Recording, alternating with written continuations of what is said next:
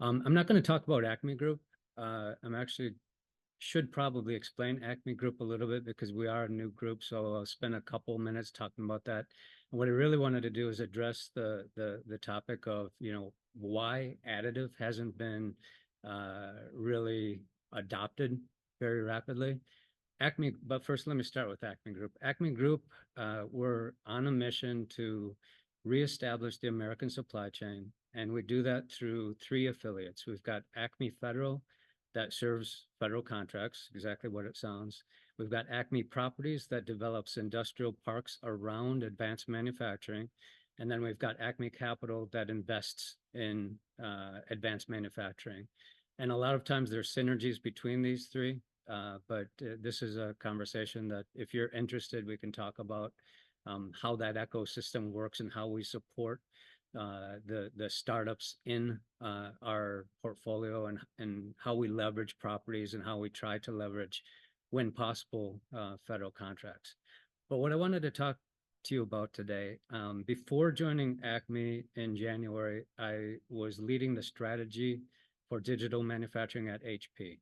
HP, if people don't know, we actually provide 3D printer solutions. And I pushed for many years on this topic of adoption and why adoption isn't happening. Before leading that strategy, I actually did a lot of complex product development. So I'm going to take this to a kind of a conversation on how product development works and how decisions are made along the product development lifecycle and how people select the right process for a part. So the topic is hybrid supply chain. Okay, cool. Big green button. And I've oversimplified the product lifecycle just for the sake of conversation. You start with design or product investigation.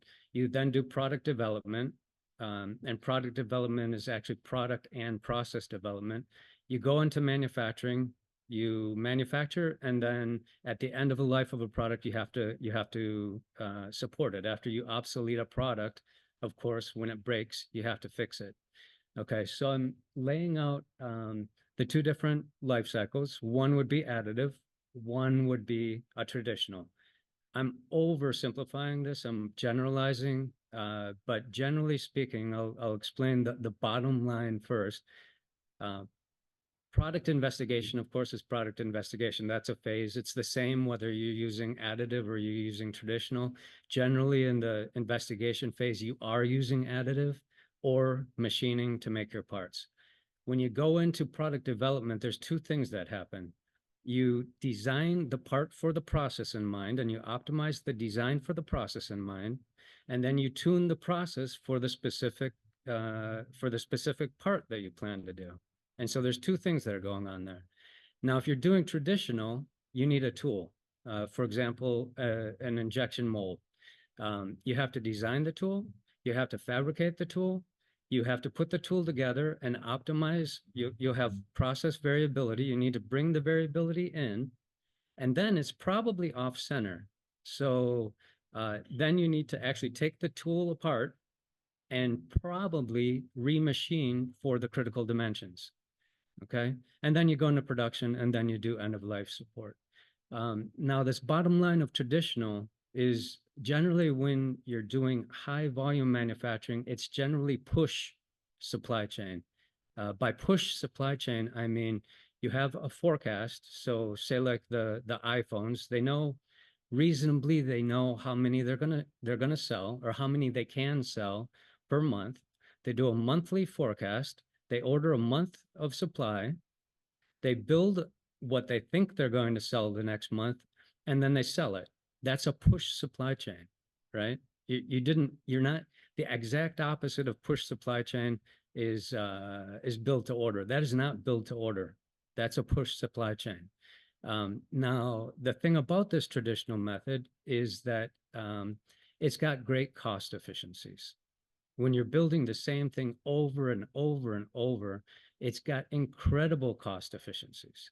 Not a little bit, but they iron out every single little sent. So how is the decision made of whether to additive manufacture or to do a traditional method for making a part? There's two there's two general criteria. On one side, you pick the least expensive process and material which meets your design requirements. And sometimes those are competing, but you will pick the least expensive that meets your design requirements. That's where the problem is with additive manufacturing. When you get into any reasonable number of volumes, say 10,000 units a year, it's going to be more cost effective to do it the traditional method. Okay. So while there may be advantages to additive, in fact, the product development, the tuning of the process and the tuning of the part, it can be 1 or 2 weeks. It's not a 12-week tool lead time.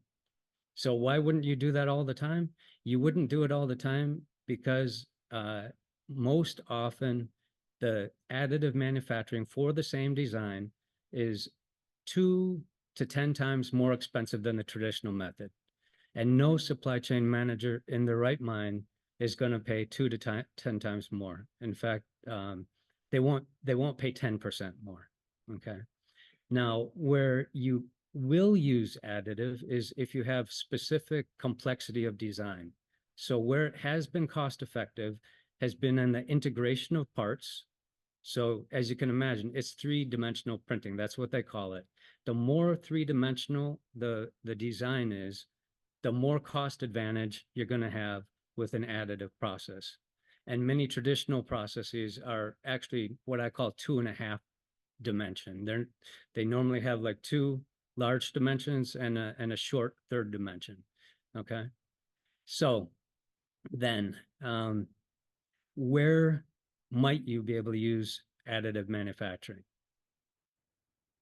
One would be if you have an unstable design. So if you're pushing your product, say you're coming up with a new BMW Model 3, you want it to be better than the last one, and you want it to be better than what you think the new Mercedes C-Class is going to look like. Okay. So you're pushing the technology. If you're not pushing the technology, then your product is the same as the old one. Normally, when you're pushing the technology, there's normally like one subsystem that is not stable. You know, if in fact it's a new engine, well, maybe it's the engine component which is not stable. If you're changing the braking systems, maybe it's the braking system that's not stable. It doesn't make sense to hold up the whole product development waiting for one subsystem to become stable. And so there's this concept of bridge manufacturing, which is to start with one type of manufacturing until something stabilizes and then switch to the cost-effective method. And so this bridge manufacturing is actually a great use case for additive manufacturing. It keeps your product development on track. Okay. And this is actually quite common in additive manufacturing today, because if you are doing a new product development, the amount of money you lose per month by delaying the introduction of a product is phenomenal. So you will do anything to keep that product on track. And additive manufacturing is a way of starting with production with additive parts. When you have that design stable checkpoint, you launch both the tool and the tuning of the additive process in parallel. Now, what I didn't mention on the first page, and I should have, is this end of life support. So if during a high volume manufacturing, you're doing monthly orders of parts,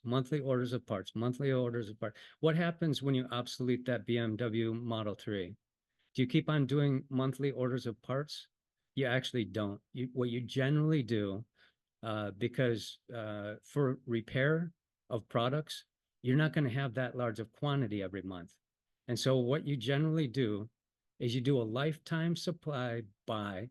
So say you need to support that BMW for 10 years, you order 10 years of replacement parts for that BMW Model 3, and you stick them in inventory.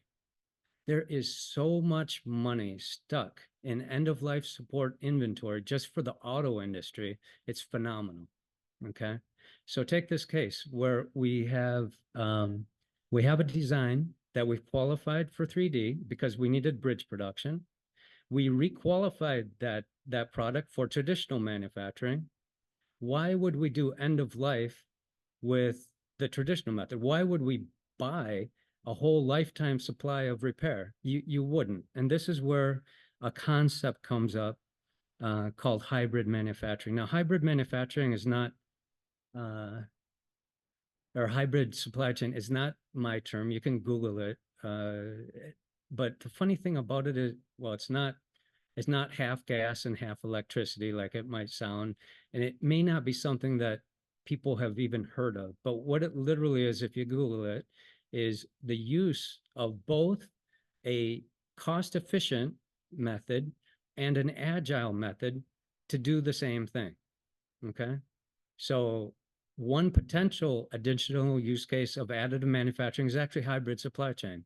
If you've got a certain stability of production, order it through the traditional method.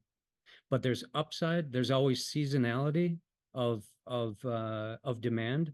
There's spare parts. There's possible customizations. And so in a hybrid supply chain, you would have both the additive and the traditional method linked together in your supply chain management system, and they are interreplaceable. And this makes sense in particular if you've already done bridge manufacturing because you've already paid for the qualification of both. Okay. And so, you know, I hope that gives some people an idea. Now, to answer the previous question, there's two general reasons why additive adoption has been slow. The first is that it's not generally cost effective in large volume manufacturing. I'd say above 10,000 units a year, 20,000 units a year. It's not going to be as cost efficient as just investing in a tool. The second is, and it's alluded to in a lot of the talk of software, the process variability of additive is actually quite wide. Okay. And so these traditional methods, they're old, they've been around, they've been tuned. They tend to have a very geez, I'm losing my English. I used to live in Spain, and sometimes I'd rather say it in Spanish. Está más limitado. Si tienes la variabilidad de additive es más limitado. Y con tradicional es muy estrecho. It's a very thin variability in traditional methods. And in additive, the manufacturers are working on it, but you'll see variability machine to machine. You'll see variability material lot to material lot. It's a very important factor. And if you have variability in dimensions or you have variability of mechanical properties, well, it actually doesn't meet your design requirements, right? And so those are the two biggest barriers to adoption: cost and process variability. That's really what's holding the adoption of additive manufacturing. And that was it. So thank you.